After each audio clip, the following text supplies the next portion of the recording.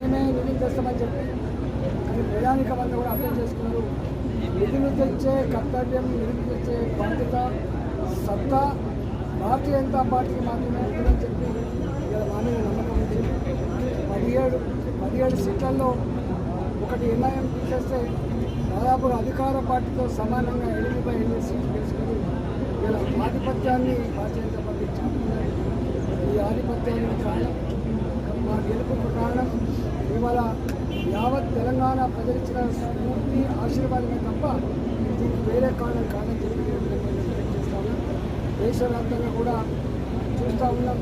295, 296, 300 పైచిలకు సీట్లతో భారతీయ జనతా పార్టీ మిత్ర పక్షాలు రేపు మళ్ళీ మోడీ గారి నాయకత్వంలో ఇవాళ దేశంలో స్వేచ్ఛ, స్వతంత్రం, ప్రగతి, ఆత్మగౌరవ బావుట ఎదురాలంటే మోడీ గారే ప్రధానమంత్రి ఉన్నారనేటువంటి భావన దేశంలో తప్పకుండా ఇవాళ 3వసారి భారతీయ జనతా పార్టీ కర్తవ్యం, బాధ్యత నరేంద్ర మోడీ గారికి స్పష్టంగా తెలుసు.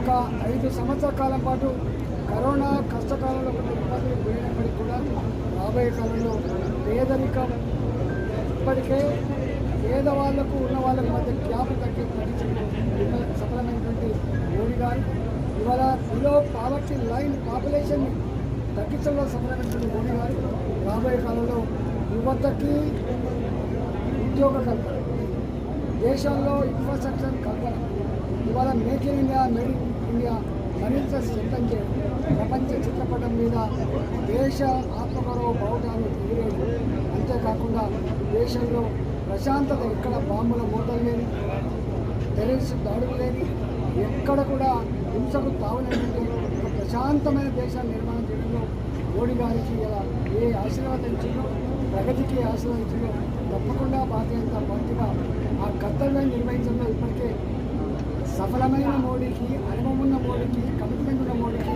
రాబోయే కాలంలో తప్పకుండా అన్నింటినీ మొదలు పెట్టుకొని ముందుకు చెప్పి ఈ సందర్భంగా మనం చేస్తున్నాం. ఇవాళ మల్కాగిరిలో నేను తెలంగాణ ఉద్యోగులుగా 24 సంవత్సరాలుగా తెలంగాణ ప్రజల కళ్ళ ముందు ఈ స్థాయి నాలాంటి వారికి మల్కాగిరైనా, ఆదిలాబాద్ అయినా, నల్లగొండ అయినా, కరీంనగర్ అయినా, మామూలైనా అందరి బిడ్డగా పెట్టిన పొత్తుల సర్దిగా నిలబడేది కాబట్టి 34 సంవత్సరాలుగా మల్కాగిరిలో, అది అల్వాల్లో కావచ్చు, శామర్పేటలో కావచ్చు, అలియాబాద్లో కావచ్చు, రామ్జాన్లో కావచ్చు, గూడూరులో కావచ్చు, మీరు ఇక్కడే మీ కళ్ళ ముందు పెరిగిన బిడ్డగా 2 మాటలు హామీ ఇస్తూ ఉన్నా. ఒకటి, నా మీద ఇంత విశ్వాసం వచ్చింది.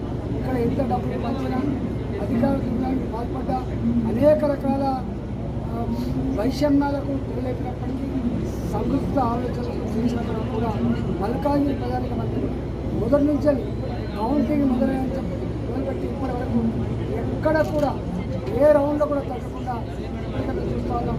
3 లక్షల పైచేతి మెజార్టీతో మల్కాగిరి ప్రజానికానికి వాళ్ళకు దండం పెడుతూ, వాళ్ళకి శిరస్సు వంచి నమస్కరిస్తూ తప్పకుండా మల్కాగిరిలో ఏ సమస్యలతో ప్రస్తావించి, అది కంటోన్మెంట్లో ఉన్నటువంటి రోడ్డు సమస్య కావచ్చు, రైల్వే డిపార్ట్మెంట్ పరంగా ఉన్నటువంటి రోడ్ల సమస్య కావచ్చు, అండర్ పాస్ల సమస్య కావచ్చు, ఇలా చెరువులో దుర్గంధపూరితంగా మాట్లాడే సమస్య కావచ్చు, ఎంప్లాయ్మెంట్ జనరేషన్ సమస్య కావచ్చు, ఐటీ కార్డర్ కావచ్చు, ఇండస్ట్రియల్ హబ్ కావచ్చు, ఇన్ఫ్రాస్ట్రక్చర్ డెవలప్మెంట్ కావచ్చు, ఈ అన్నిటి విషయంలో పేదలకు ఇల్లు కట్టించే విషయం కావచ్చు, ఏ హామీలైతే ఇచ్చారు.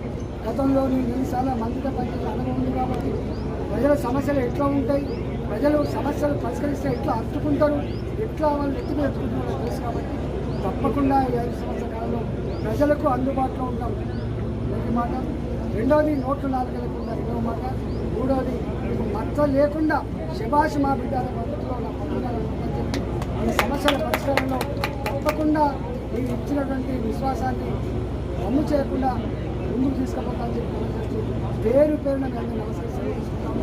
అదేవిధంగా మా కార్యక్రమం 5 ఏళ్ళకి అంతకుముందు ప్రభుత్వం ఎట్లుండే, ఇవాళ మళ్ళీ 5 ఏళ్ళ తర్వాత మళ్ళీ ఎట్లుండే, ఇవాళ 10 ఏళ్ళ తర్వాత బీఆర్ఎస్ పార్టీకి ఎట్లుండే మనం చూసాం.